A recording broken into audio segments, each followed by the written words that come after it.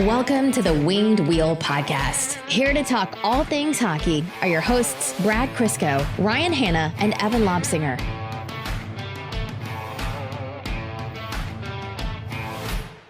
Evan, I heard Brad joined you on the golf course. So two questions, or you joined him actually. So two questions. Was there a moment where you guys realized that was the first time you'd actually properly hung out since March 2019? And two, how good and or bad was he, Evan? I just realized we hadn't hung out right now. And I guess that's a sign of a good friendship, because I had the exact same thought. I'm like, oh no. Yeah, that was. It's a sign of the level of attentiveness that you both have, but carry on. Yes, however you want to quantify it or deem it, yes, we'll go with that. In terms of game, you know what? With a little bit of refinement, we can make Brad a good golfer. No, that's he can hit the ball a mile, but he has absolutely no game inside 50 yards. Like, you may as well just write a 3-putt down, because it's coming. If he's 20 feet, if he's 15, if he's 3, it's a 3-putt. It's coming. In my defense, that was exactly how I advertised myself as a golfer. That is true. You did not lie to me saying you were like, you know, a 6 handicap or something like that. So yeah, it was good. I can't golf. I can't even move my back. Thank you for strong painkillers, because I can move today, but yesterday I should have just laid in bed. It's such bad news for me, because I'm not kidding when I say I'm atrocious. I can crank the ball. 1 out of 10 drives, that crank is going dead center. The other 9, it's going really far, but way to the right. And that's just, it's terrible for me. I'm not the kind of person who can put away the driver until I know how to use it. Like, I know that's what I'm supposed to do, but I absolutely won't. Like, we went to the driving range in 2019, actually, and Mel was like, okay, how do I do this? And I was like, don't try to kill the ball. Like, you're not going to get what you want out of it that way. It's so tempting. Don't try to kill the ball. Focus on form. And then I drive and I tried to kill the ball. She's like, but you're doing that. I was like, absolutely, but I can't be helped. I will never not try to murder this ball. And I don't know. I don't know if I can ever change. Well, what you can do is you can get a driving iron, and then you just look like you're an all-time pro, and no one will ever question it. Okay, you've piqued my interest. Anyways, that probably fills our golf talk quota for the episode. I was going to say, you could just do what I did. It was a pretty short course. Evan's busting out his hybrid on like every other tee, and I'm just like, how far is this par 4? Evan's like, about 295, and I'm just strolling up with the driver. I don't care if we're going through trees. Didn't matter. Speaking of golf, Bryson yesterday hit a 3-wood, 380 yards on the match 2. It was like downhill, downwind, like ridiculous, but he hit it carried 344 yards, and that's insane. Rolled 300 yards. I can't process that. That 295 par 4 we played, where I put it like on the lip of the front bunker in the green. I was riding that high for about 4 holes. Oh yeah. All right, we're past the quota, guys, because I'm the one who's going to read the hate messages, and then you won't care, and then I get sad about it. So, welcome to the Winged Wheel Podcast. Believe it or not, this is Detroit Red Wings and hockey podcast. The worst golfer of the group. I'm Ryan Hanna. Barely scraping by. I'm Brad Crisco. And I'm Evan. On this episode of the podcast, there is a lot to talk about, and a lot that we have talked about with an interview. We'll open up by talking about the tragic news coming out of Columbus with the passing of Matiss Kivlenieks. Before jumping into our interview with Scott Wheeler, where we talk our usual draft prospects, life, the usual bits. And then some minor Red Wings news to get into after that, and then a prospect profile that will be of interest to those of you looking at maybe the less talked about potential 6 overall picks before mentioning the playoffs. Game 5 is happening as we speak, so we'll see how that goes, and then overtime. But first, as usual, I do want to talk to everyone about the Jamie Daniels Foundation, a group that we're very, very proud to partner with. The more we talk about substance use disorder, the faster we can end the stigma and get support to those in need. The Jamie Daniels Foundation is a children's foundation initiative that was established in memory of Jamie Daniels and founded by Jamie's father and Red Wings lead announcer Ken Daniels and Jamie's mother Lisa Daniels Goldman. They strive to end the stigma of substance use disorder and provide support to those struggling with the disease or who are in recovery. To learn more and provide support, visit jamiedanielsfoundation.org.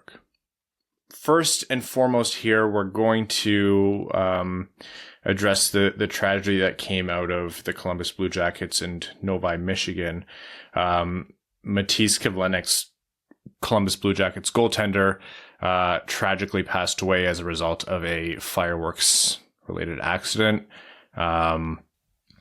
Kivlenieks passed at the home of former Detroit Red Wings goaltender Manny Legacy, who is part of the Columbus Blue Jackets coaching staff. And it goes without saying that there aren't really words to articulate how awful of a tragedy this is. So Kivlenieks will be remembered fondly. I mean, he was just a guy with a ton of personality who had a big future with the Blue Jackets. So we offer our condolences to his family and his friends in the Blue Jackets organization, and the whole hockey world, of course, does the same.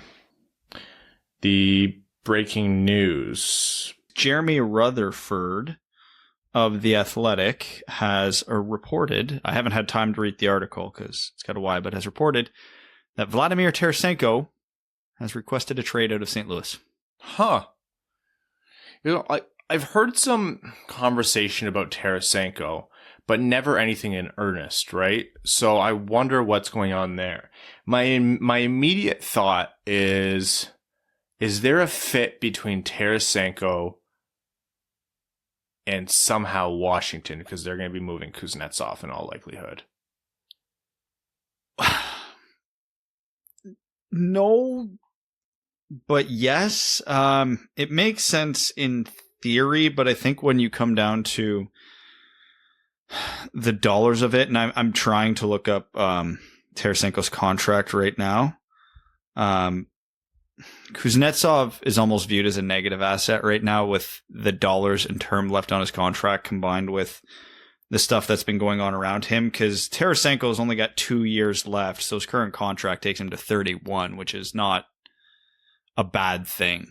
But yeah, so Tarasenko will still be viewed as a positive asset, and for a team contending for a cup, like a very positive asset. So a team will give up a lot to get him, whereas Kuznetsov, that strikes me as Washington might have to not give him away, but they won't get a significant return if they're able to move him they won't probably get a return at all if they move his contract at full pop. So yeah, but Tarasenko 2 years at $7.5 million. St. Louis is probably in a position where they can retain a little bit. They could get a pretty decent haul for Tarasenko despite his recent injury history. He'll be turning 30 this year at the end of the year. I mean, you don't really have to say much to describe the amount of talent this guy has. Yeah, that'll be super interesting for whoever picks him up. If St. Louis does choose to move him. He has a no trade to some capacity, so he has some control over where he goes. Yeah, I'm really curious about how this one works out. And salary's high, though. 1 billion times. Let's just get it out of the way now. No, Detroit won't be interested. No, Detroit should not be interested. Great player, but 2 years left, approaching 30. No. Yeah. $9.5 million due in salary, though. So that's going to be tough for teams to swallow. It's going to be really tough for Tampa to fit that one under the cap. Yeah, yeah, it's 9.5 this Vegas year. will have no problem, though. Yeah, sure. Well, I mean, because Detroit's going to facilitate a trade out from Marc-Andre Fleury. Yeah, it's 9.5 this year and 5.5 next year. Anyways, fun when breaking news happens during the podcast. So good heads up on that, Brad. Okay, let's jump into our interview here with Scott Wheeler. Scott is a draft analyst. draft and prospect analyst with The Athletic, does scouting and reporting on that, and is also writing a book, which we didn't really talk about in the interview, but we'll talk about in future episodes as well. It'll probably hit the shelves sometime next year. But it's always a good conversation with Scott, and we actually got some really, really great insights as to what we might expect in the draft. So without further ado, our interview with Scott Wheeler of The Athletic. Scott Wheeler, feels weird even doing intros for you anymore. I think the last time we had you on was March, and since then, you've been really busy as you've kind of jumped really like into the deep end with draft stuff and prospects. You're writing a book right now, but most importantly, you welcomed a new little Wheeler into your family, Beaumont. Tell us about him.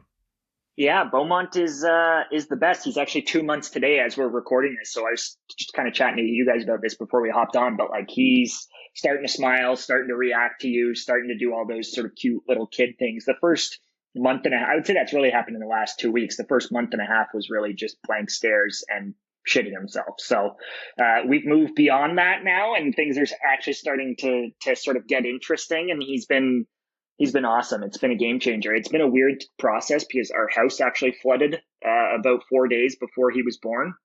Oh. So we've been, and this is 10 weeks later now, basically, right? So we've been out of the house ever since, and it's still looking like it's going to be a month before all the repairs are done before we're back. So that part of it has been a grind. But on the flip side, we've also had help from the in-laws, and we're staying with my wife's family and having cooking and cleaning and that kind of stuff, or just someone to pass the baby off when you need a break, right? So that part of it's been really nice. Yeah, that's a nice little silver lining to it. Hopefully that gets resolved soon. I will say, Brad and I are now a little bit concerned that we were ever supposed to grow out of the blank stares and shitting yourself phase. So that's probably something we'll have to address afterwards. That was just a Friday night in college, honestly. Oh, man. So the draft is fast approaching. Before we get into the very specific questions, what's it look like for you this year? I think that was a question we asked last time. You know, scouting a COVID year, what's it looking like getting down to the wire for you? Are you getting back to a point where it feels a little bit more like 2019, like normalcy, or is it still wildly different? It's getting back to that point. I had all of my travel for next year approved this week. So that was the kind of big reminder that, okay, we're back here, because last year I just didn't have that, right? Like I didn't even think to go to my editor and say, here's the calendar of all the events I'd like to attend this year. It was just, that was a non-starter, right? So I did the World Juniors in Edmonton last year, but really never watched a single live hockey game other than that of these kids. I saw them at every game they played at the World Juniors, but the number of, even in the draft process, the number of draft eligible kids that even play in the World Juniors is, you can count on two hands, right? So I just didn't watch live hockey this year, and that was just the reality. And I think you had to come to grips with that over the course of the season. Early on, the big fear was, okay, are all of these leagues even going to get back running? And then as time passed, it was like, okay, all of them are, except for maybe the OHL. And then you start to get a lot more comfortable with where you're at on these kids. And I think now, just in talking to NHL scouts in the last few weeks for my own work as well, everybody's pretty comfortable with it. Like it's not some disastrous draft process where nobody has any idea who these kids are, which I think was kind of a legitimate worry early on in the year, right? So all of the leagues eventually got up and running. They maybe didn't play 60, 70 games. They might have played 30 games. But there was still a pretty strong sample size for all of the kids who were expected to go in the first 2 or 3 rounds. And then definitely the process for the kids in the later rounds has been more difficult. The OHL kids that were vying to get to go play in those rounds, they didn't get to go over to Europe like all the first and second rounders did. So that is a huge bummer for them. Ty Voigt, Connor Lockhart, all sorts of kids. I could go down the list. They didn't play a single game of hockey this year. So how do you, as an NHL club, then make that selection? It's a pretty tough pill to swallow, especially if there's a kid there who you also like, who you've seen play 5 times or 10 times. So that part of it is tough. And I had to do a lot more work on the phone this year, just making phone call after phone call after phone call and watching a ton of tape and just sitting at my desk for a much larger piece of time. But even the phone call part of it, I mean, it's almost more efficient in a way. Like if I'm taking a trip to go to Boston College to watch Boston College play a couple of games on a weekend, I'm seeing 2 hockey games that weekend and I'm speaking to people in that rink that weekend. But if I'm sitting at home and dedicating an entire weekend to poring over tape for these kids and making phone calls, I'm actually probably getting a lot more done by not being on an airplane and not standing around in a rink. And so that part of it, I don't know. It's a bit of a mixed bag. I've always been pretty comfortable with video. I would imagine if you're sort of one of those old hat scouts that's been doing this for a long, long time and doesn't feel comfortable with video and you like to be a rink rat, then this was a pretty startling year for you probably. But I think for a lot of the younger scouts I've talked to, and by and large, the majority of people within NHL organizations, I think people are pretty comfortable with where they're at on this draft. And I don't think it's going to be some wild, wild west draft like a lot of people think it's going to be. Things are going to play out kind of how you expect them to play out. And teams are, I would say, maybe not as comfortable with this draft as previous drafts, but pretty close. So all that being said, I'm going to transition this into your rankings because I've noticed a predominant theme with most rankings that have come out, and that's the guys who played the most, the guys who have the most translatable skills, size, skating, etc., seem to be at the top of most lists. Your Matthew Beniers, Owen Powers of the world. With your list, you seem to swing on the upside despite the uncertainty. Obviously, having Kent Johnson at 2, Brant Clark at 3, even going down the list, a guy like Logan Stankoven at 18. Mm-hmm. How comfortable were you with ranking the guys with arguably the higher ceilings, but the big more risk attached to them in a draft like this? Yeah, it's tough. I almost feel like this is the year where you should take that swing, though, because if you're able to do a good job of projecting what those kids would have looked like in a regular league per se, then you're tapping into something that not every team's tapping into, right? Like there are teams that are going to look at Brant Clark playing in Slovakia and think that's a terrible league, and rightfully so, because it is a terrible league, and they're going to have trouble reconciling taking him because of how difficult it was to evaluate him in that league. But I think the teams that look at how he performed in that league have tracked his progress and the progress that he's made in his skating and in other ways, especially his sort of athleticism and in the gym and that kind of a thing. Players like that, I think, are worthwhile targets in this draft, because if you play it safe, you may end up playing it safe with a kid who ends up as a third pairing guy or a third line center, and you just didn't have the gumption to go after the sort of high skill target. And that's in part just because a lot of those high skill kids, I mean, Kent Johnson obviously played a regular schedule, but a lot of those other kids didn't, right? Like Logan hardly played this season. He got into about 10 games in the WHL. Brant played a good chunk of games, but obviously in a difficult league. So you start to go down the list, and it does get hard to pull that trigger, harder than maybe it is in years past, especially if there's so-called concerns of size or projectability with some of those kids. But this is a draft that's so thin on that kind of talent that I almost think that those kids are a premium, and those are the kids that teams should be going after. Like if you're, say, the Ottawa Senators, a team that is loaded with middle of the road prospects and a lot of kids who are going to be those sort of second, third line players for you, the Shane Pintos of the world, the Josh Norrises of the world, the Drake Bathersons, you should be looking for that next cut above, right? That diamond in the rough. You can take a chance. Even the Red Wings with the pool that they've constructed, what's the one thing that it's still missing? As good as Lucas Raymond and Moritz Seider are, it's still missing that cut above star. So that's where I think players like Kent will enter the conversation for some teams when maybe there's a little bit more risk involved with their projection. And I think the payoff could be real there in particular for a Kent Johnson or a Brant Clark, 2 kids who definitely have some flaws. Brant's got some problems of athleticism and skating for sure. His knees knock. All of those things are true about his game. And Kent's skinny, right? Like he's that Elias Pettersson kind of rakish kind of player who just doesn't look like a big, strong NHL player at this point in his career. So I think the teams that take a risk on those 2 kids in particular could pay dividends, because I think some of the other players that are expected to go in that range, whether it's a Mason McTavish, who I still think is going to be a fabulous player, or even someone like a Matt Beniers, as good as they are, their ceiling is probably a cut below those others. So you started to touch on this, and so let's focus in on specifically the Red Wings pick at 6th overall. In your mock draft on The Athletic, which everyone should go read, as well as Scott's rankings, which we're discussing here, you have the Red Wings taking Eklund, but you also acknowledge that McTavish and Johnson are potential picks there. So mixing in what you know, I mean, if you can ever suss out any information from what the Red Wings are thinking, but what you know of scout chatter for the first 6 teams and your read on the Red Wings, talk us through the projection for Eklund to go 6 overall and how McTavish and Johnson fit into that equation.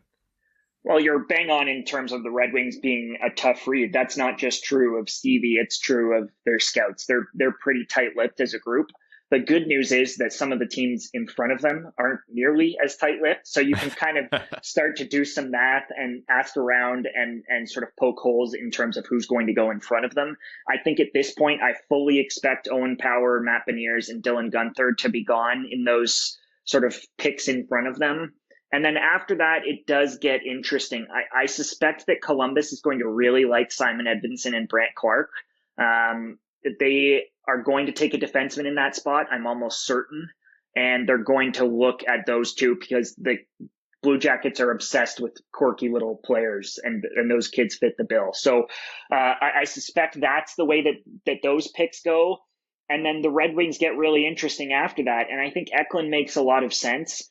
The obvious knee-jerk reaction is that you have to take a kid who's a surefire center, and Eklund is not that. Eklund played center growing up, but didn't play center this year, played wing this entire year. He would have played center. He would have been the second-line center at the World Juniors. That was their plan for him before he missed the tournament with Sweden. But he ultimately has not played center in over a year. So the concern there is, okay, you take another talented winger when you've already got plenty of them in Detroit. So I don't subscribe to that necessarily. I think A, there's still a chance that he's going to play center, and I think B, the other centers, if you will, that are available in that range, there's no guarantee any of those kids stick. I think other than Matt Beniers, who will be gone, you could see every single one of the top forwards in this draft play the wing. You could see Chaz Lucius, absolutely. He's been a center his whole life, but I think he's more than likely to play the wing because of his skating issues. I think William, because of his size and the fact that he's already playing the wing at the pro level, could well stick there. Kent played center growing up, but obviously played the wing this year at the program or at Michigan, which might as well have been the program. And then after that, you've got Mason McTavish. And I think the instinct is, okay, take Mason McTavish. He's the kid that's most likely to play center. But in talking to Mason, I did a big story on Mason. In talking to him and all the people who've worked with him over the last few years, a lot of them think he's going to be a winger and think that he's better as a winger because of his ability to play physical, to get in on the forecheck, to be a goal scorer. You don't necessarily want the puck on his stick through the middle of the ice, which is typical of centers in today's NHL. So I think he could be a kind of a push and pop winger at the next level. So if that's the case, then it's a decision about the best winger, and I think Detroit could really be drawn to William in that way. Just not only as arguably the most talented player in that group, I would probably take Kent instead of him, but it's close. But no, it's not only that. It's the roundedness of his game, his work ethic, the character, things that we know that Stevie and his group also care about. So I really do think they will have a strong appeal with Eklund, and he could be the guy. So sticking in the first round, because we've hyper fixated on the 6th overall pick a lot, but where I think it gets really interesting for Detroit is the second first round pick because of how wide open this first round is. So top 10, top 11, top 12 is going to likely go as we think it is. Do you think the Red Wings should focus at all positionally with that second pick? So let's say they take a William Eklund at 6, and then the 4 best players on their board at pick 23 are all wingers. Do you think it's worthwhile still just swinging for the fences there, or do you think this is the draft to maybe get a little cute with it and pick out the best D or the best center who's sitting there? I think I'd be more inclined in that spot to pick out the best center who's sitting there, because I think the D that are going to be available there will not be worthwhile picks in that range. You're going to see the big 4D go in the top 10, right? And then after that, you're going to see Corson Kuhlmans and Carson Lambos who are really the only other two players who I think are worthwhile sort of top 25 picks on the back end, you're going to see them likely go in the teens. I think there's a chance that Lambos sticks around. Coolman's will not stick around. I think there's a chance Lambos does, but just because he's a D and he's a big name D, even if he didn't have a great year, I think there's a team that's likely going to take that plunge. And the result is just going to be a lot of really good wingers and centers who are available. Better wingers than centers. There are still really a lot of those kids that are quote unquote centers in that 20 range. Zachary Bolduc, Xavier Bourgault. They're not really centers. Francesco Pinelli. Pinelli played the wing this year and the wing in his first year in Kitchener, despite playing center in minor hockey. Xavier Bourgault took almost no faceoffs in Shawinigan this year. Zachary Bolduc was half wing, half center this year after being a winger last year. So these kids who have center next to their name, when you read their bios, a lot of them just may not be that long term. So I think the one center who could be available, it's probably a bit of a long shot, but you guys would have noticed I had them taking him in my mock draft, is Fyodor Shvechkov. I think if he's available, that's a player that Detroit would froth at the mouth over, right? Like, he's a natural center. He's going to play there long term, and he kind of fits the bill in terms of that two-way package that they tend to like. So he would be a kid that I would keep an eye on, but if not, it's probably a winger there. And I don't think you have to be upset about that, because if they go D, they may be taking a kid who really isn't sort of deserving of that kind of a range. And then that's a bigger problem. Even if you feel like you need a D, I think that becomes a bigger problem than just taking another winger.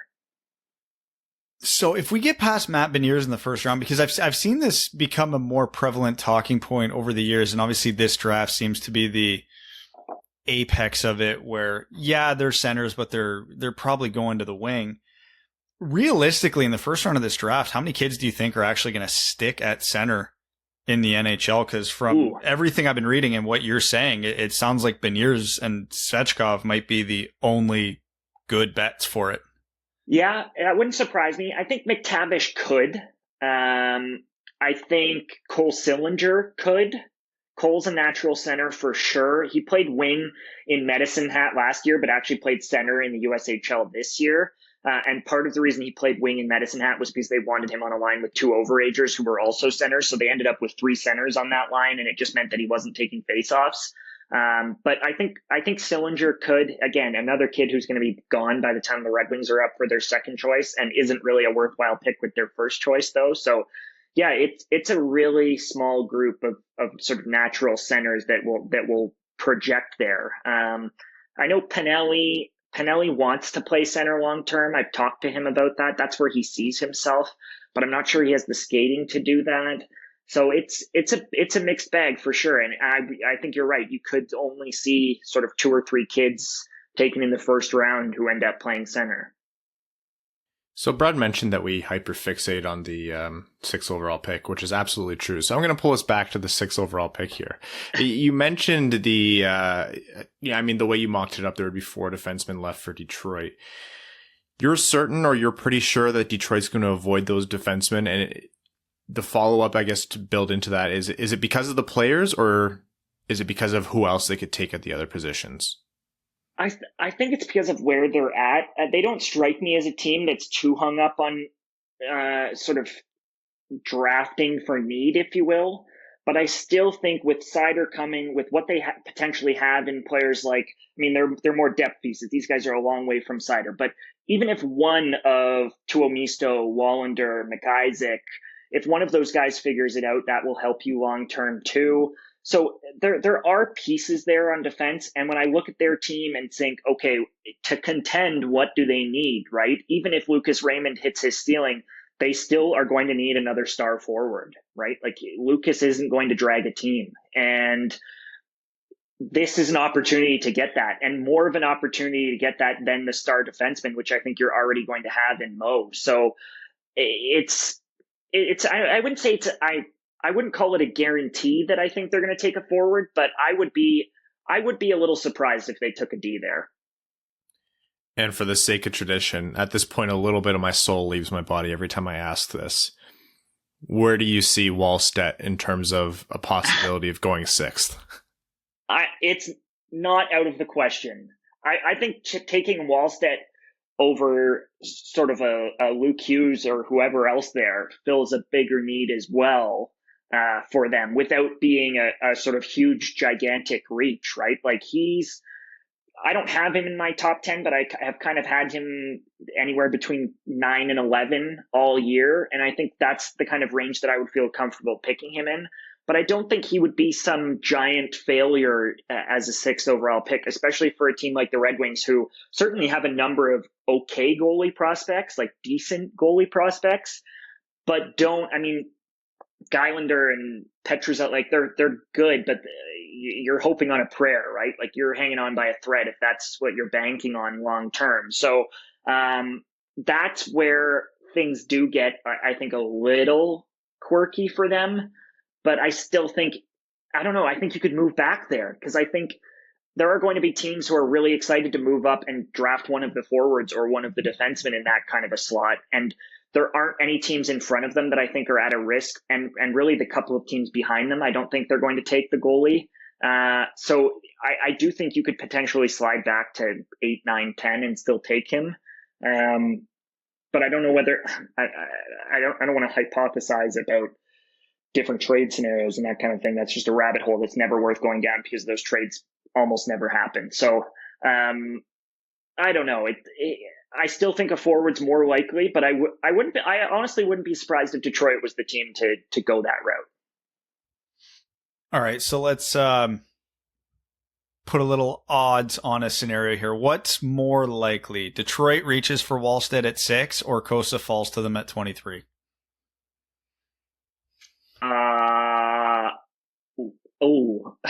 Probably Wallstedt. I think there's a chance Costa's available in the 20s. But again, I mean, when I mocked it up, I was immediately drawn to, say, the Dallas Stars, whose starting goalie is 35 years old. And as good as Jake Ottinger is, he's not the solution, right? Like there are teams in the teens who could take that plunge. I think Edmonton at 19 could go there. So there are a few teams before then that I think would be more likely to take Cossa. And I think by and large now he's kind of a consensus top 20 pick. So I would doubt it. All right. So we're going to dive in. I want to dive into the second round a little bit here, just because every draft analyst has their guy. The one guy who's ranked out of everybody's top 100 or, just inside, that you don't see what everybody else is seeing. So if you had that quote unquote guy that you would hope, if you were the GM of the Detroit Red Wings, you'd be like, screw it, I'm taking him in the second round. I'm not even risking him falling down. Who would that be this year? Ooh, that is a heck of a question. There are a few kids who I kind of have ranked in my sort of late teens to early 20s that I really like, who I think are going to be available at the start of the second round. When I did my mock, I had Logan Stankoven slipping through. I would absolutely love it if I'm a team at the start of the second round and Logan's available. I wouldn't even think twice. Like I would have it stamped and locked in fast. So Logan's a player who I really like in that kind of a range. I think there's a chance Xavier Bourgault slips a little bit kind of into the late 20s, and I would really like him there. He was never a top prospect or a big name growing up, and because he's played 3 years in the QMJHL, I'm not sure whether to think that that's an advantage because teams are going to go with the safer pick this year and draft a kid who they've seen a lot, like a Danil Chaika or a Xavier Bourgault who've played 3 years in junior, or whether teams are going to look at that and be scared away by the fact that he hasn't taken some gigantic leap forward to become an absolute force. So that's a kid who I really, really like in that range. I love Isaac Rosen, and as much as we see him high on people like Bob McKenzie's list and even on NHL Central Scoutings, which normally are a pretty good gauge for where they're going to go in the draft, he still feels like a kid who's going to slip through the cracks somehow because teams are going to be afraid to draft the skinny, highly skilled 5'9", 5'10" kid who plays the wing. So those are a few names that come to mind as kids that I really like. But the big one, the one that I would take a swing on and wouldn't even hesitate, there are two, I guess. The first is Sasha Pastujov, who I still talk to people and they still think his skating's a problem in the first round, and I still can't wrap my head around that. He has been outstanding. His profile in terms of his production, his underlying numbers, being the best player in his age group on the national development team, putting up numbers that are in line with kids who've routinely gone in the top 10, the Clayton Kellers, the Alex Turcotts, the Cole Caulfields. He is a very talented player, and average skating, I don't think, is the be all and end all for players that are that talented. So Pastujov's a kid who I ranked, I believe, 14th and could be available late in the first, sort of into the second round, who I wouldn't hesitate on. And then the second kid is Ayrton Martino, who actually played locally in the junior A ranks for the last 2 years previous to this one, and then went to the USHL this year and was one of the 5 best players in the league as a first-year player and as a tinier kid who's not committed to a big college. He's headed off to Clarkson. So all of that is kind of a recipe for teams to be a little bit shy of him, but he is so much fun to watch. One of the more entertaining players that I enjoyed watching sort of game to game, shift to shift this year. And I think he's going to be dynamite at Clarkson. I almost think it's a good thing that he's going there because he's going to be the go-to option for that team offensively, probably as a freshman even.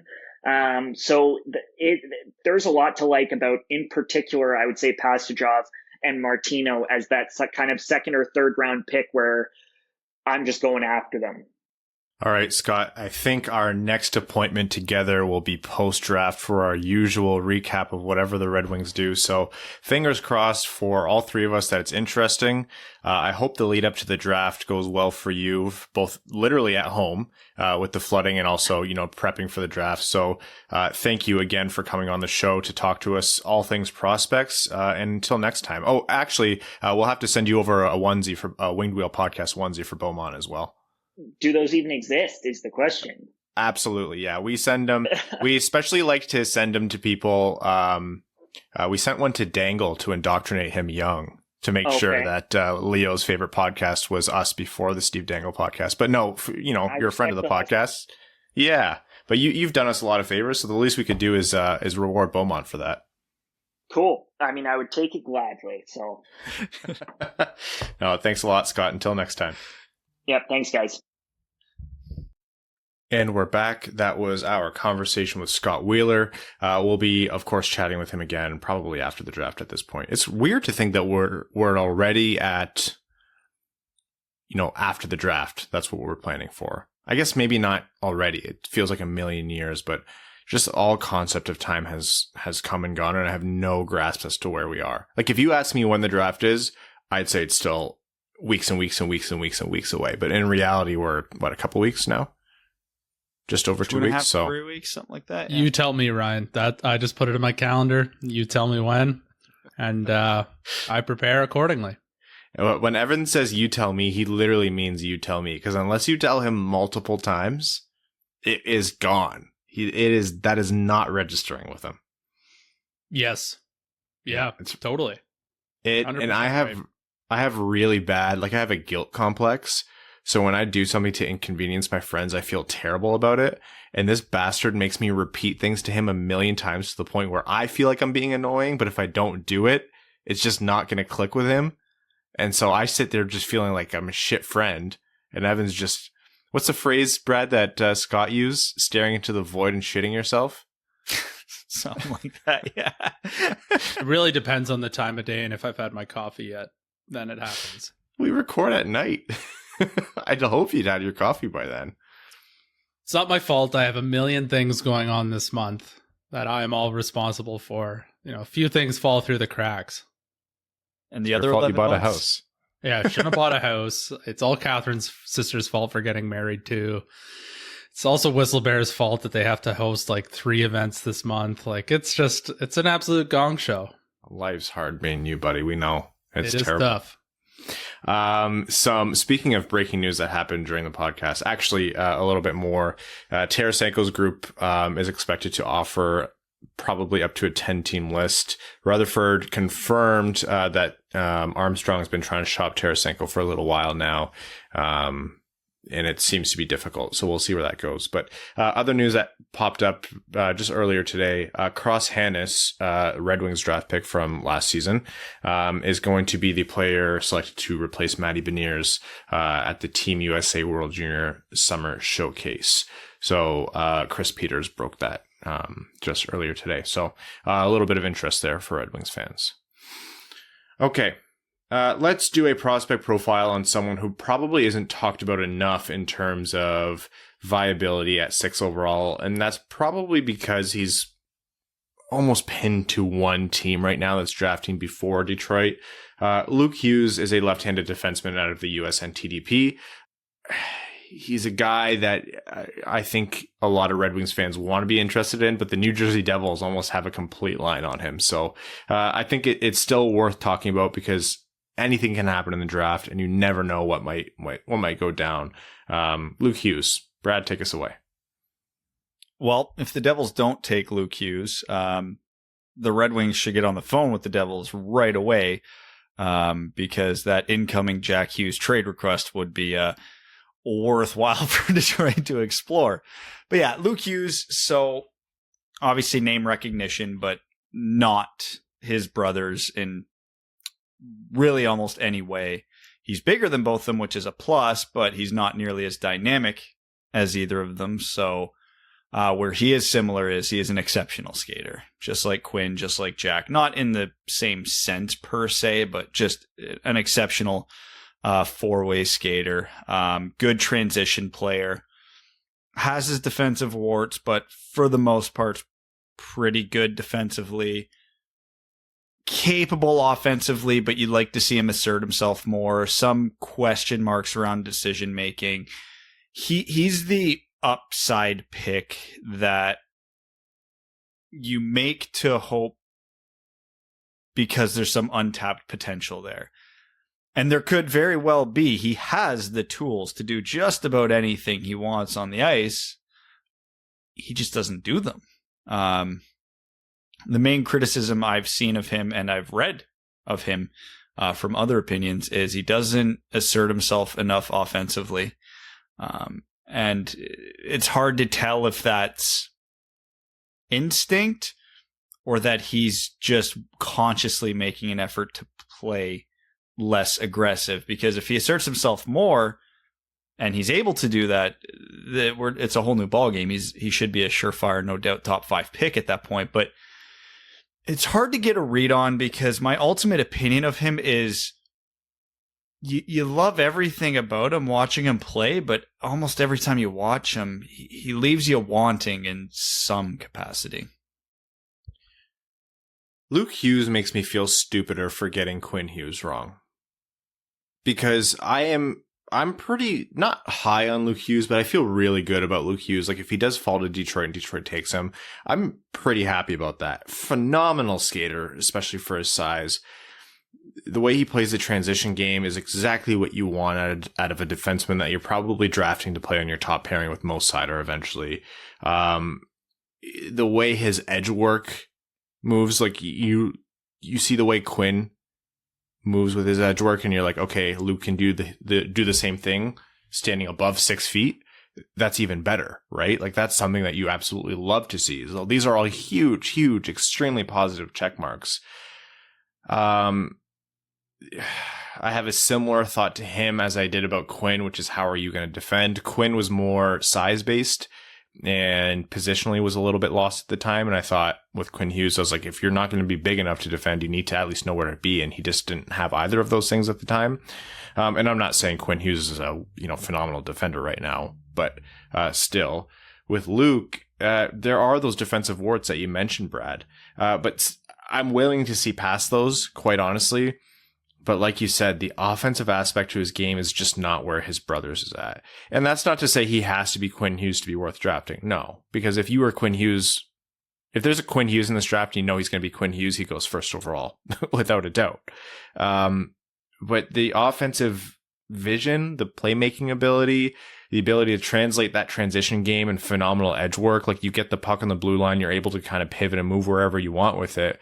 The next step is to then be able to either fire the puck in the net at will, or more likely if you're a power play quarterback, dish it out wherever needed. And not to say he's, deficient in that. I think he's good, but not elite level, not top end level offensive talent. So that's where my holdup is with Luke Hughes, where he's not my top defenseman and probably not in my top 3 picks for the Red Wings in this draft. And again, all that translates into I just wish I was right about Quinn. Hindsight's 2020, but looking at all that, you add great offensive ability to this, or the playmaking ability, and Luke Hughes rockets up the list. I think it's worth also pointing out he's like 5 days away from being eligible for next year's draft. So he's ridiculously young, and to be even in the top 10, mentioned in the top 10 is quite amazing. But I think you guys nailed it. Like, he's big, he's a great skater. Actually has really good hands as well. But there are some decision-making questions. And I think as he, over the next year or two, he'll start to iron those out as he gets a little bit older and a little bit more confident. He's got not a great shooting percentage of getting pucks to the net, so I figure that'll work itself out as well. But yeah, like you guys said, he's not my favorite defenseman in the top 10. But I mean, we've been wrong on Quinn Hughes before, or on a Hughes before.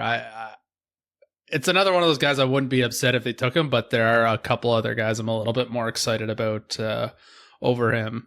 And it's going to be a few years, I think, before he makes it into the NHL because he is so young.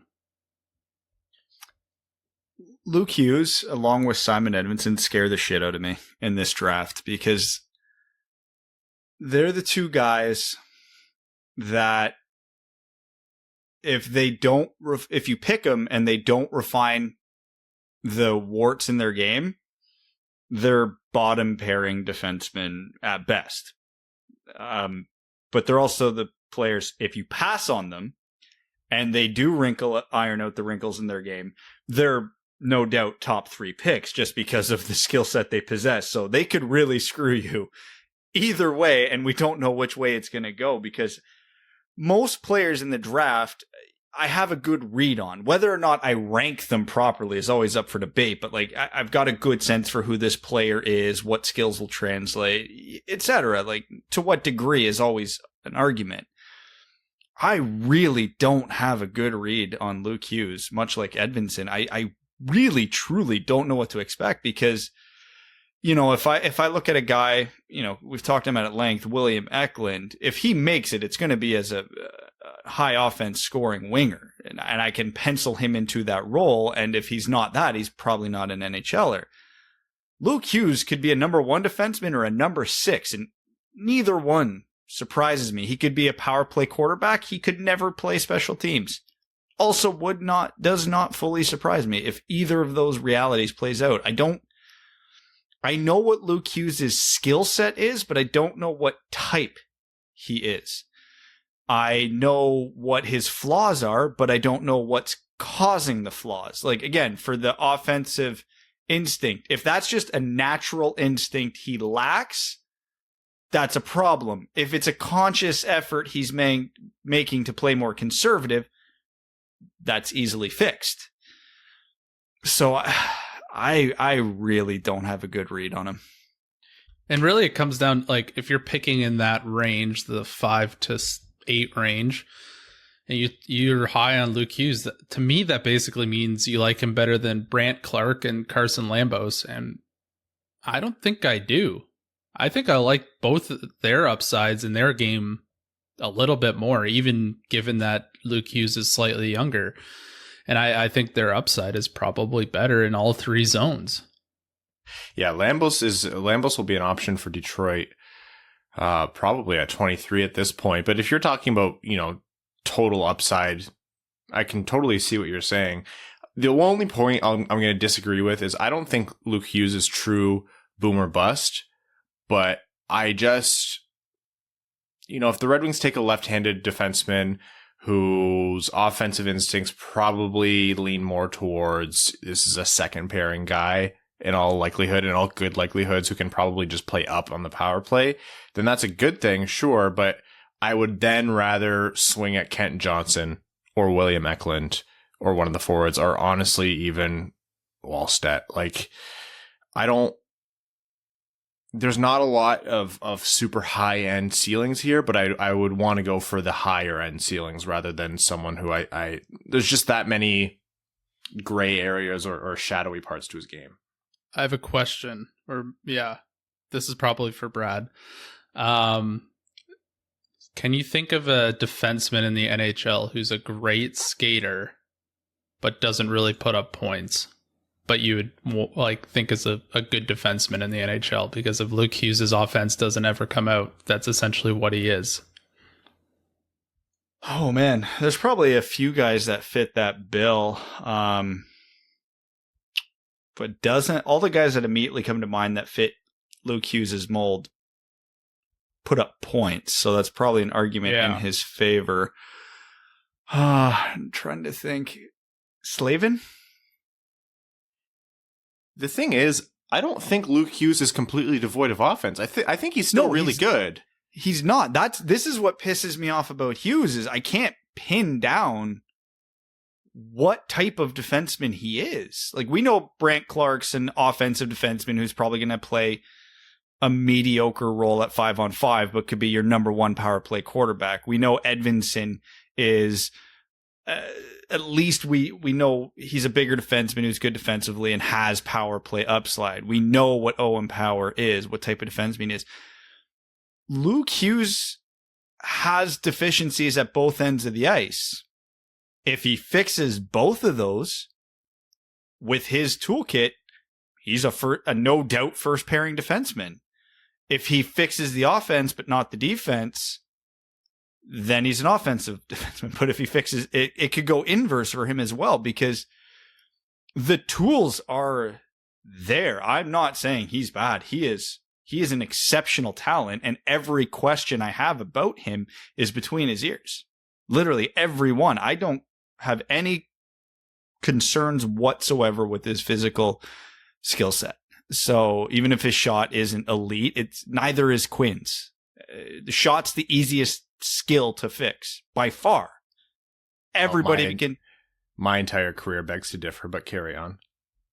With a proper coach, a shot is the easiest skill to fix, or at least improve. I shouldn't say fix, but yeah, it's just I can't get a good read on him. He could end up playing a Jacob Slavin role. He could end up playing something like a Quinn Hughes role, just not as good, obviously. I don't know.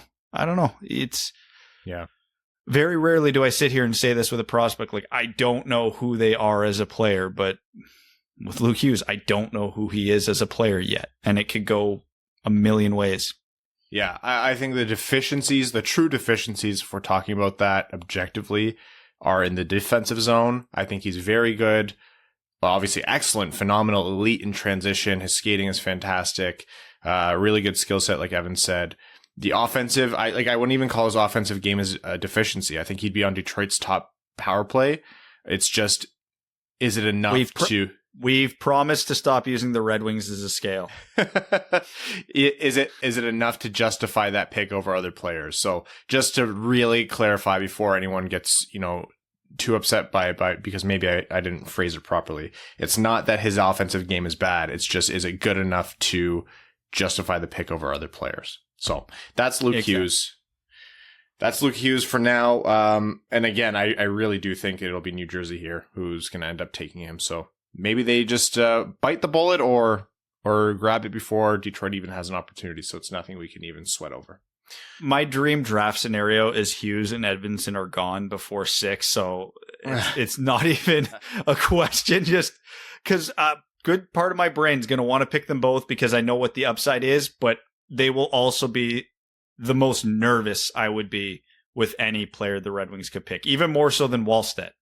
So, let's just take the question out of Yzerman's hands, please. Please, Columbus, New Jersey, Anaheim, please. As we record, the second period has ended in Game 5 of the Stanley Cup Finals. Tampa Bay is leading 1-0. So by the time we finish, or by the time you're listening to this episode, the Stanley Cup may have been awarded, or who knows, we might be going to Game 6. No doubt that we're going to recap that once, probably next episode it'll be wrapped. Yeah. A very quick note, though. we said this last year. I think it still holds true this year. And this does not take anything away from Julien Brisebois. It does not take anything away from all of the people who factor into the Tampa Bay Lightning administration. It feels good knowing that the long process to build this cup contending team that is likely to repeat at this point, at the time of recording, they may have repeated by the time you're listening. The major architect, driver behind all that, the original GM of the team, is now in Detroit. It's something that I don't think Red Wings fans take it for granted. I think most people are very elated by that. But the amount of promise that holds is really hard in hockey because things move so slowly. Change comes so slowly. It's like politics. It's like bureaucracy. It just happens at such a snail's pace that sometimes you don't even notice it's happened. So you just think of how long Yzerman had with that team to build it up. Is it a perfect analog? No. He came in with different tools and core pieces and superstars that the Red Wings don't have. So it's not going to be a perfect 1-to-1 match, but this is someone, it's a long way of saying this is someone who can do it and can do it in a very real way because it's not a one-off, this team. So all the Red Wings need to do or all fans really need to do is have patience as Yzerman does this thing. And the people who Yzerman has surrounded himself with, and also find a way to cheat the cap by $18 million in the playoffs. Okay, let's jump into overtime. That one was for you, Brad. I don't actually mean that because I don't care that much, but I thought I'd be nice to you today. Overtime on this midweek episode of the Winged Wheel Podcast is Patreon exclusive. Thank you to our patrons for being just genuinely better people than we could ever hope to be. Strong jawlines, tall, great hair, good people, never make a mistake on your taxes, all that good stuff. Evan actually talks to you, which is a pretty notable accomplishment. One time Evan sent me a text message and I was super excited, but it was an accident in the end. Oops, wrong Ryan. Do you know 2 Ryans? I do. I actually know 3 Ryans. Okay. So it gets very confusing in this household. Whoa. Okay. Well, you're podcast Ryan. I'm podcast Ryan. Well, would you prefer to be named Redhead Ryan? No. God, no. Sorry. Yeah, I shouldn't complain. Is there a redhead Ryan? What a dweeb. Oh, what's the third one? He's just Ryan. Oh, what the fuck? Bullshit.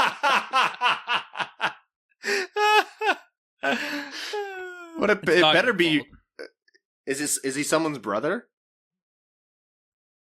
Well, he's somebody's brher. Oh, I guess. What yeah. Is that supposed to mean? No, is he like Kat's brother or something? Why does he get to be it's like Ryan? one of my long life friends.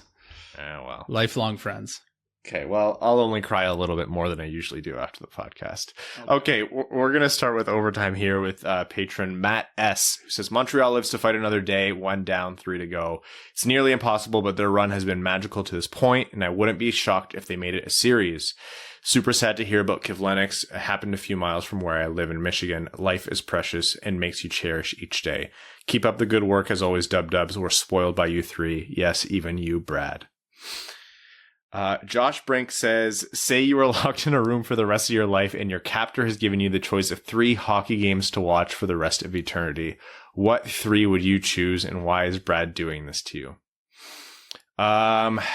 02 Western Conference Finals, Game 7. 98 Stanley Cup Finals, Game 4. And then I don't know, there's a lot. Oh, maybe... I mean, most of the listeners won't like this, but 2010 gold medal game, 2010 Olympic gold medal game. Even as an American, you have to appreciate how amazing that game was overall. But that one, yeah, for us, yeah. 97 Cup Final Game 4, 98 Cup Final Game 4, 2002 Cup Final Game 5. I only want the truly top of the mountain moments in my memory forever. Yeah, 2008 was there for me, but I thought maybe I'd mix up a little international flair. I'll throw in the 2009 Canada-Russia World Junior game where Eberle scored that goal. Oh, yeah. And Pierre ruined a national moment. Honorable mention, Fight Night at the Joe. Oh, that's a great answer, actually. That's really good. Why is Brad doing this to us? Look at him. He doesn't age. What a piss off. He's a freak. Jeremy Dahl says, hey guys, my dad and I were talking about all the dates coming to keep an eye on with the Wings, and he brought up buyouts. I mentioned they don't have many terrible contracts left, but he reminded me about Nielsen. I figure there's no point in buying him out since they have so much cap space. So now I'm wondering why they bought out Abdelkader and didn't play the waiting game with him as well. I know he was egregious, but his contract would be up not this season coming up, but next. We surely could have eaten that cap space to shorten the hit. I think that was purely a roster move. I think in terms of you almost have to look at it based on what you brought up. The cap space is why they could do it. They had so much cap space that they didn't have to worry about eating up a little bit for the next however many years. And he was taking up valuable roster space. They needed room for their young guys. Yzerman said, I could bring in someone to do what he does for cheaper. And that's a rookie or a veteran minimum player, because Abdelkader was well below league average at that time. Also, can you give a shout out to my dad? Best dad I've ever had. His name is Rob. Heck, give a shout out to all your dads. Even Brad is a dad. I mean, if they're worth it. Cheers, boys. You are the best. I look forward to listening to you guys every time. Rob Dahl, thank you for talking hockey with Jeremy. Brad, there you go. You got a shout out on the podcast. After two mild insults from the previous commenters. Yeah, well, what's an overtime segment without a mild insult to Brad? Fair. What are your top three favorite moments in this year's playoffs? And as a fan of the game in general, how would you rank this year's playoffs in context with the last decade? Personally, I've greatly enjoyed the ride with Montreal. Started with watching them round 1, game 4. I'm not normally a fan that watches much after the Wings are out, but the Canadians, for some inexplicable reason, I find compelling. Man, in general, I've actually I never not enjoy playoff hockey, so I enjoy it, but this is probably the most disconnected I've been from a playoff in a long time. I know it's not a big deal in Tampa, it's not the be all end all, but the cap circumvention loophole does feel like an insane loophole to me. The reffing being such a storyline and somehow them only getting worse in the cup finals is just annoying as hell every single game. There's been all the suspension talk with Kadri and Scheifele. Montreal is the saving grace of these playoffs because every other storyline seems to be shit. Nobody's enjoying Tampa's run other than Tampa fans. Nobody's enjoying the reffing. Everybody's team fizzled out. Montreal's been the saving grace, so man, if I had to pick my top 3 moments, they're probably all going to be Montreal moments, truthfully. So they're not even worth listing out. I do think this has been a fun playoffs overall. Montreal is a big driver of that, but I think it has been nice to see. I think anytime you have a powerhouse like Colorado or Vegas or a team that's supposed to do well like Toronto and they get moved on from, or they get upset, I think that's a good story. Colorado 14er says, what top 5 draft picks do you believe would be the best and worst case scenarios for the Red Wings, including potential trade ramifications? Thanks, guys. So in terms of who could go in the top 5, I mean, Beniers, Power for sure. I think if Eklund is gone in the top 5, I wouldn't love that for Detroit. What about Beniers, Power, Eklund, Johnson, Genther? That'd be rough for Detroit, because that's a lot of forward talent gone that you would want to take a swing on. That would push them to defense, which is okay, but that would then be maybe not the ideal situation. I'm not going to overthink this. I'm just going to go to my rankings, and my top 5 being off the board would be worst case scenario. So in mine, that would be in no particular order. I'm going to mix up the order to screw with you guys. If Beniers, Johnson, Power, Eklund, and Clark are off the board, would be my worst case. But that still leaves Genther, McTavish, Hughes, Edvinsson, Wallstedt, Lucius. There's options. So there's a ton of options here. I'm not devastated however this plays out. This is a good year to pick 6th because of how wide open it is. So, but that would be my worst case scenario. Best case scenario, one of the top 2 fall. Yeah, let's assume Power, Beniers go 1-2 and nothing crazy happens. I would be, as I just mentioned, the next 2 picks would be Edvinsson and Hughes, because then I don't have to think about that. And then I'll throw in Wallstead at 5 for pure chaos. And then everybody I want to take is still there. Getting dusted by 5-year-olds on skates, says Ryan, since you keep mentioning Jackson Hole and me just leaving a vacation from there, I have to tell you of a lovely spot in between Jackson Hole and Yellowstone. It's a little place called Cumrock Et. Oh, you son of a bitch. Cumrock. Damn it. It's a beautiful area, and since you may have mispronounced it, it's pronounced yeah. You got me. Here's to hoping you fell for that one. Real question here is for BJ. Is it strange? I'm right-handed, but feel more natural shooting left. I'm left-handed and I shoot right. I think that happens with a lot of hockey players. That is the most common. Your dominant hand is the top hand of your stick. It's about a 60 to 70% majority on that. I'm actually the freak. I'm right hand dominant, but I shoot right in hockey, so that actually puts me in the minority of hockey players. Jonathan Melwish says, hey guys, if money was no object, what non-hockey sports event would you like to attend? Oh, Super Bowl. Absolutely Cup. The Super Bowl. World Cup finals. Super Bowl would be fun, but I don't know. I just feel like the fans at the Super Bowl, like the Super Bowl is not populated with the diehard fans of either team. Like you need to be too rich to go to that, right? I think the World Cup would be fun as hell. Soccer's like my 18th favorite sport. So I get the appeal of the World Cup and I get the event of it, but of the sports I follow, at least somewhat, like the World Series, sure, but it doesn't really get to me. The NBA Finals, sure, I would enjoy it, but I mean, the Super Bowl's the Super Bowl. If your team's playing in it, god damn, that would easily be the thing I would want to do the most. But I just think the spectacle of the Super Bowl makes it worthwhile. I will take the... What was the year Tiger Woods won the Masters at 2019? If I could go back in time, that would be the Sunday at the Masters I'd want to be at. Or the 97 when he first showed up and just wiped everybody.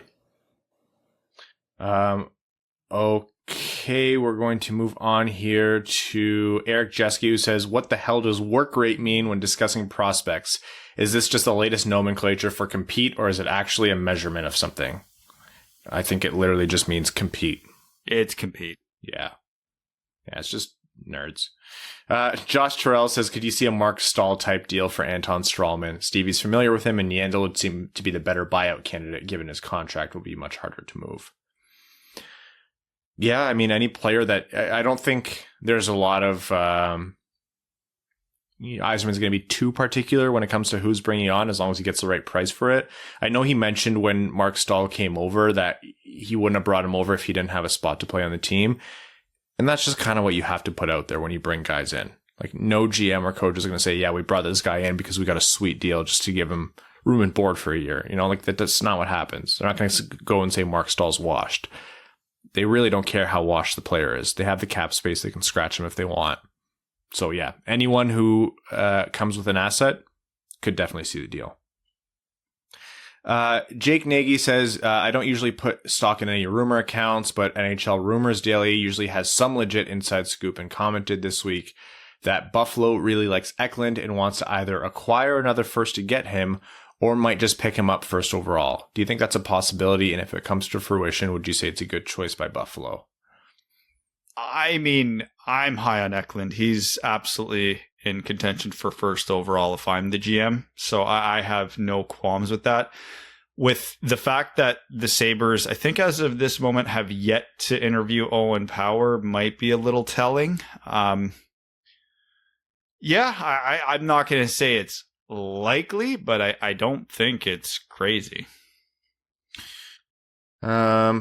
Okay, English Major says, sup guys, Forrest Gump or Back to the Future 1? I've been asking a ton of people and it's about 50-50. Thanks and keep up the good work. Forrest Gump. Yeah, I like Forrest Gump here. I'm a big Forrest Gump guy. I cry like a baby every single time I watch that movie. I've seen it like 6 times. I love every single time. Just hits you right in the feels. I've worked with a few people named Jenny, and I can never get past Like, I can't not say the line or like some version of the line. Usually I just end up calling them Jenny. It's bad. My sister's name is Jenny. Do you say that to her? All the time. At war with Crying Hannah says, good day, duds, but not a good day to Crying Hannah, who in an unprovoked act attacked me publicly last episode.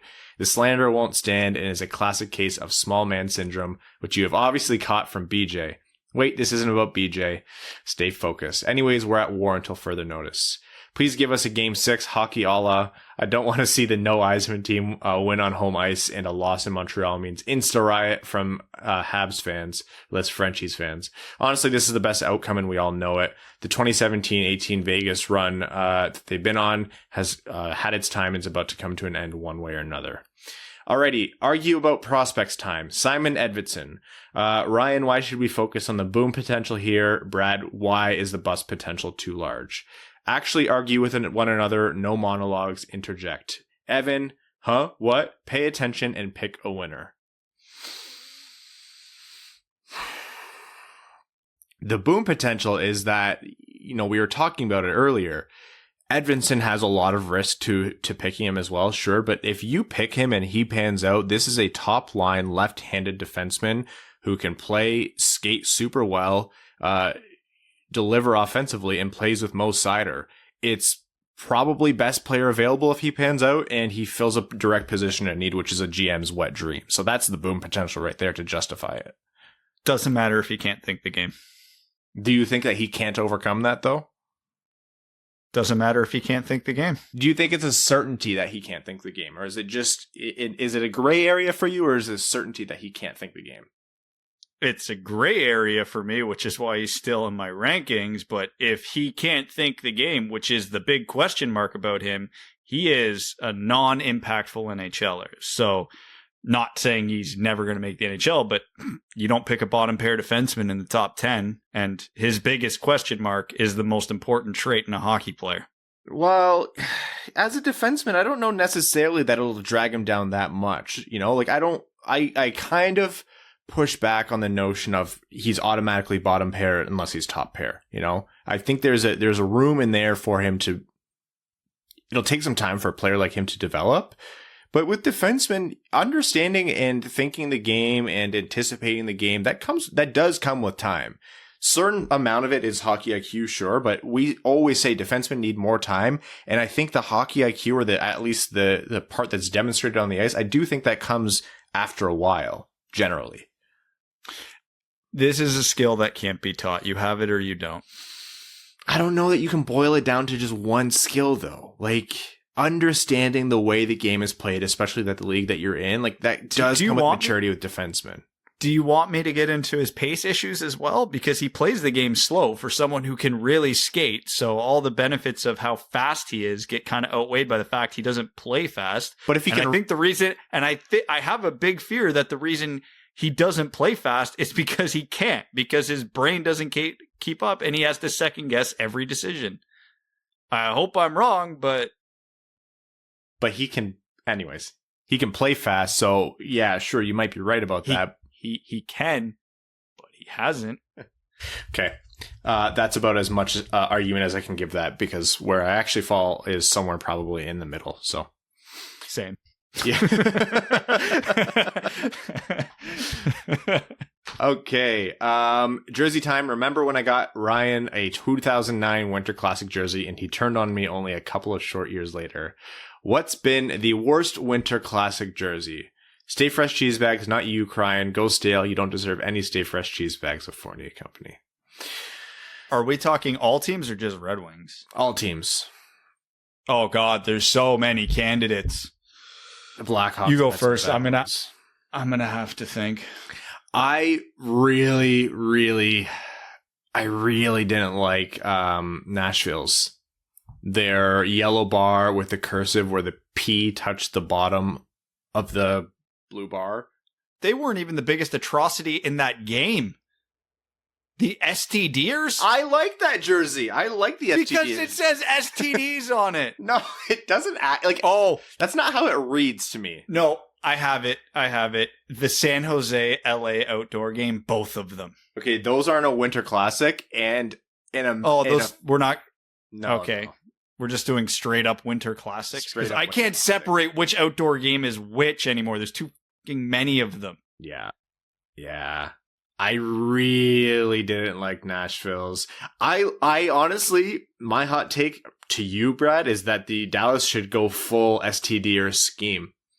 Cream, gloves and pants, the green, the non-slanted logo. I love that one.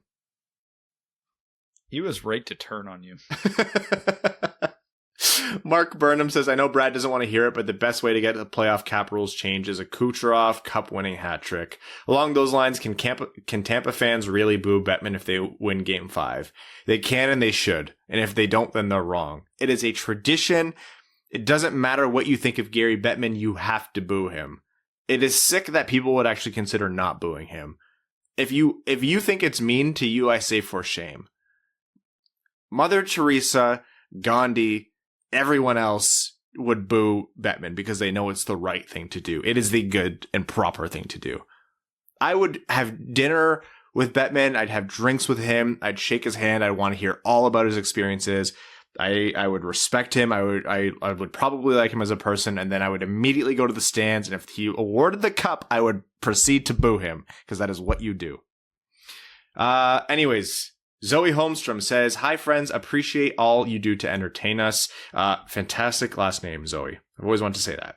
Question for Brad. What made you decide to be a Bills fan? As a former resident of Buffalo, I've always been curious about those who become fans of the team who don't live in the city/surrounding area. Was it the smashing of card tables or alluring aroma of chicken wings? So I grew up in the era of the Four Falls of Buffalo. So before Bills Mafia became really a thing, thankfully I was young enough that I didn't understand the tragedy that was unfolding beforehand. Honestly, I don't remember why I started cheering for any of the teams I do.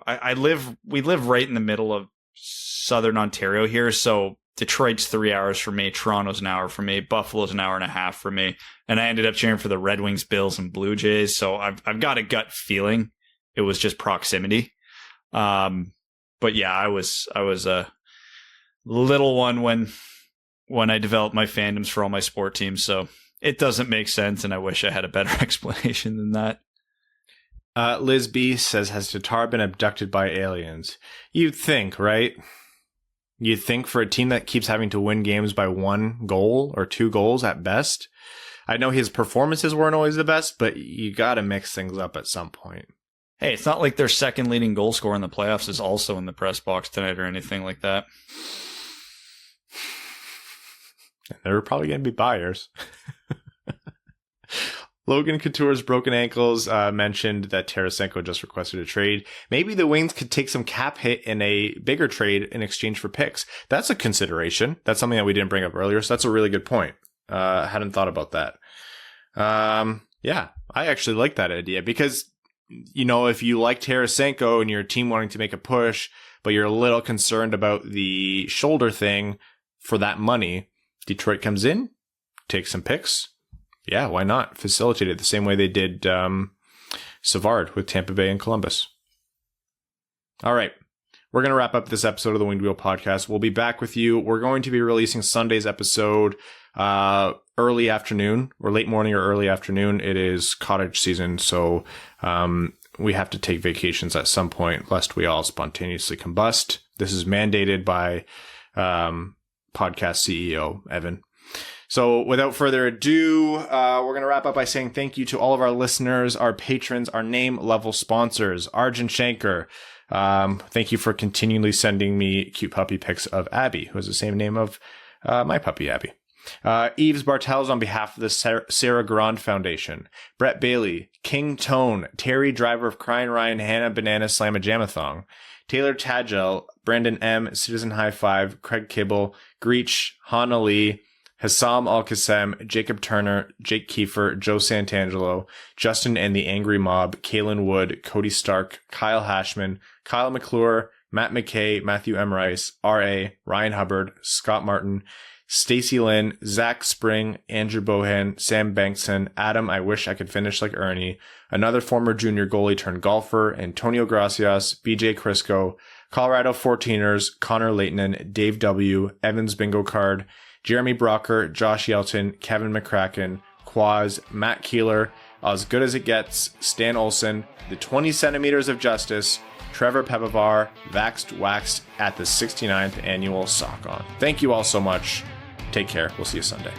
Thanks for tuning in to the Winged Wheel Podcast. Be sure to check out wingedwheelpodcast.com, where you can subscribe to the show on iTunes, Spotify, or wherever you get your podcasts. You'll also find links to other ways to support the show, such as Patreon, official podcast apparel, and more. And don't forget to follow the show on Twitter at Winged Wheel Pod. And of course, the hosts at Brad Crisco, at Ryan Hanna WWP, and at Hockey Town Evan.